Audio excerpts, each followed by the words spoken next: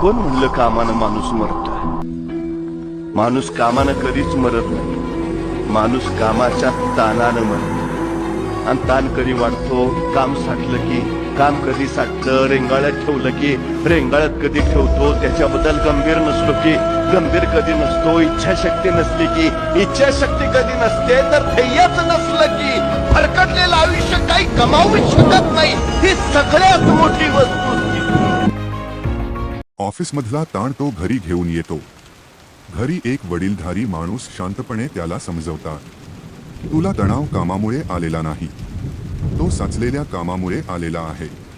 क्षणभर तो शांत होतो आणि त्याला स्वतःची चूक कळते. दुसऱ्या दिवशी सकाळी तो ताज्या मनाने दिवसाची सुरुवात करतो. तो आजपासून ठरवतो की आजपासून जे काम घेईन ते पूर्ण करूनच घेईन. कामच साठले नाही तर तणाव येणार नाही. आणि त्याला उमजतं, काम नाही थकवत माणसाला, साचलेलं काम आणि तणाव थकवतो. आजच सुरुवात करा, उद्यावर ढकललेलं कामच तणाव बनतं.